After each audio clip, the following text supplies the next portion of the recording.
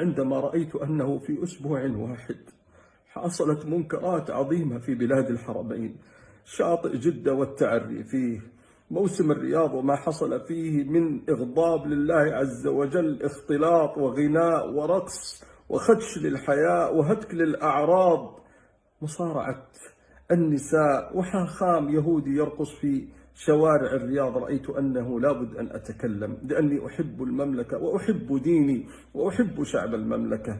بعضهم قال لي في الخاص: من أنت حتى تتحدث؟ يا أخي، لم أجد آية في القرآن ولا حديث في السنة تقول أنه لا ينكر ولا يتحدث إلا كبار العلماء وكبار الدعاة والمشاهير. أنا عبد فقير مسلم أريد أن أبرئ ذمتي، أريد أن أنصح أهلي.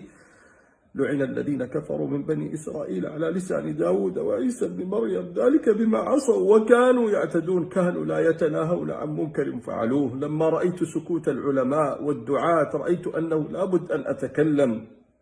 رسالتي إلى شريحتين في المجتمع، إلى العلماء خاصة الكبار منهم الذين بلغوا 70 و80: ماذا تنتظر؟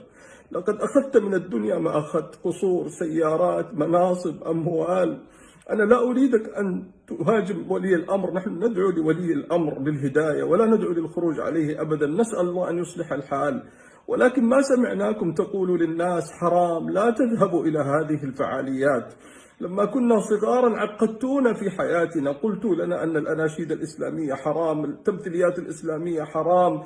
الآن لما جاء الهز والرقص وإسخاط الله عز وجل ما سمعناكم تقولوا للناس لا تذهبوا. بينوا، ألم يأخذ الله عز وجل عليكم ميثاق؟ والنصيحة الثانية إلى المسلمين والمسلمات: اتقوا الله في أنفسكم واتقوا الله في بناتكم وأولادكم.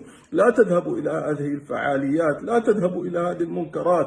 أخشى أن ينزل الله عز وجل سخطه وغضبه في لحظة في هذه الأماكن. احفظوا أنفسكم واتقوا الله عز وجل، لا يؤاخذنا الله بأفعالنا السيئة.